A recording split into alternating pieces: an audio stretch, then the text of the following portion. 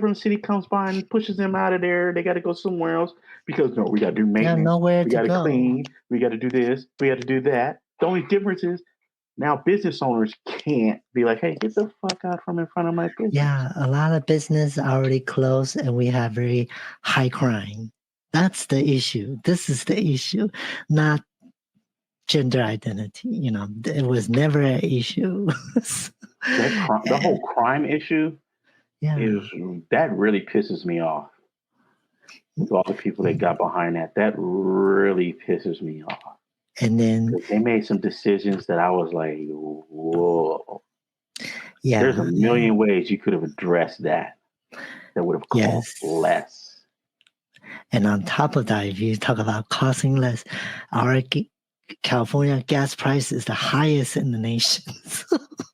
How about that? Yeah. See? And then they want to raise, and then they raise the people who, I mean, I'm not putting anybody down, okay?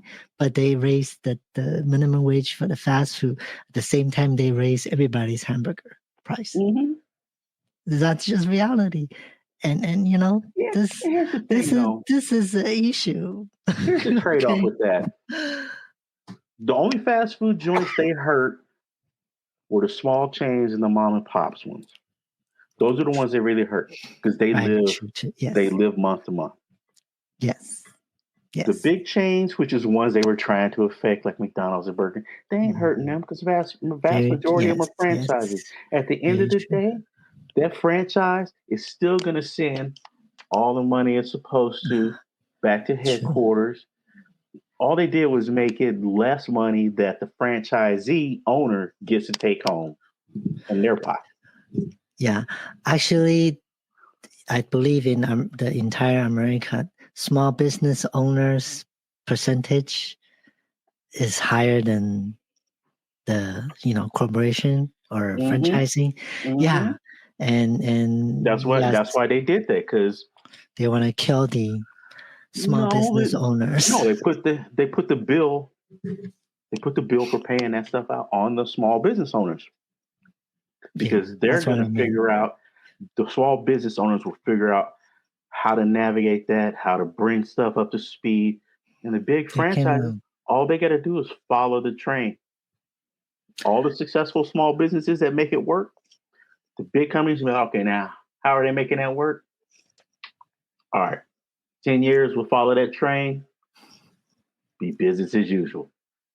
They ain't got to worry about it. See, I just don't don't understand what's wrong with Gavin Newsom. I think he has some control issue, because remember back in just not too long ago, right before COVID, he put out a mandate for we cannot use plastic straw anymore. Remember that? We're using paper straw. And then funny thing is, you got to remember, Gavin Newsom is pandering. Listen to me first. I know, but if you go to Starbucks or boba place, the cup they use, which is gigantic, it's plastic. Mm-hmm. You see? So I don't know that's why I say he has some sort of, I don't know what's wrong in his mind, to be honest with you. He has no sense of what's important and what's not. In my opinion, he's trying to push. In my opinion, what he's trying to do is, and his followers aren't trying to do this, but he's trying to do it because he knows that if he pushes it, California is, you can't deny it, for the next 20 years, California is still going to be in the top 5 GDP of countries. Falling. I know. I think it's falling, to be honest with you. We're falling a little bit, but we're still. It's still so many people and so many businesses. But if you but if you look at, let's say, 5 years from now, I really think maybe it doesn't take 5 years. I'll give it two years the most, if they didn't fix it. Because everybody's leaving, Yeah, a lot of people are leaving, but it's like with everything. When you say everybody's leaving, the ones who really leave in the first 10 years are the ones who could afford to leave to begin with. all the ones who couldn't afford to leave, they got to hang around and figure out how to make this work. There's a lot of those people, and this is how you get innovation. You put the people in a position where they have to come up with a better plan. You have to have a reason to have a better plan that's more than just true. But this is how do I put it this way? I think a lot of people are just, it's not about, like try to resolve it, just sickening, you know what I mean? Like it's kind of like one after another one. Now they even landlords, whoever rent out the house, they put a cap on it. I understand, renter needs some breathe room as well, but I really feel this is all again down to government overreach. This is, let's say you're a landlord, I'm a renter. It's a negotiation between you and I. What have to do with the government? You know what I mean? That's why And a lot of people say, oh, they did it to protect the people. No, they did that to protect you, the landlord. Because if I put a cap on it, now you're not getting greedy and just running away with the market. Because now you're going to always be able to find somebody who can afford at least that much. If I don't put a cap on it and you follow the market, what's going to happen when the market collapses on you? Well, here's the thing. Let's say, just give an example. A lot of places, I believe, is 3 to 5% cap rental control, but our inflation is,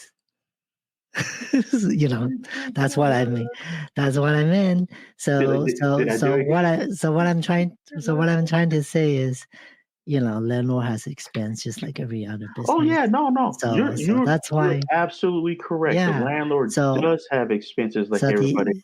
So the expense will have to, just like the hamburger fast food chain, the expense has to go somewhere. Pass it down to the consumer. Yes, that's the but it's economy. A give and take. You can pass it down to the consumer.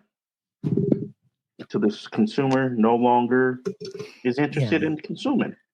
And at that point, you gotta you're gonna either have to bail or you're gonna roll it back.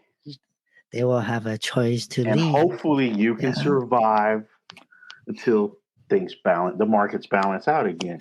And so that's one of the main reasons why I'm trying to get stuff going right now, because I literally see so much opportunity over the next 10 years. Like, it is going to be ridiculous, in my personal opinion. Okay, cool. So next we're going to, where's you have a timeline. Where shall we go now? We to jump to the buy. Go ahead. Oh, we took a good tangent, but I like that the tangent. That was really good because it means we're not just solely focused on one thing. We've come up to, I think that timeline, we can go ahead and start talking about Biden's stepping out. Yeah, that's where we are right now as far as like the major things people are interested in discussing. Unless you want to talk about, pictures we of cats playing guitars or something. Yeah, we can kind of go share this part, and then Kamala Harris, and then we can. All right, so close out. We can wrap out, and then the next week we'll see what's going on after that. Yeah. So So Biden. So Biden. I don't know. I see this coming. Actually, I saw this coming 2-3 years ago when he first got elected. I was commenting one of my friends' post. I said, "You wait and see. When they finish using him, they'll kick him out to the curb." And that's what they're doing. That's what they did just now. And Biden got lucky, man. He was a real safe bet supporting Obama. He was a controllable bet supporting Obama. So, he's not J.D. Vance. Let's put it like that. Okay. when he was vice VP for Obama, and he showed himself nationally to be really level-headed and not a fire spark, not prone to just blowing up or doing something crazy. And then that led to a lot of people being comfortable with him when he ran for the presidency, and he banked off of it. Good kudos to you, my man. You made it at the last bit of the race. Kudos to you. He entered the club. He entered the presidency club. Not going to take that from him. That's why I don't take it from Donald Trump either. He won the votes of millions of people. You know how hard that is? I got a freaking YouTube channel that I'm happy if I get 10 views on a video. You know what I'm saying? He got millions of people to get up off their butt, go to another location out of their house, so write something down in his favor. So you don't think it has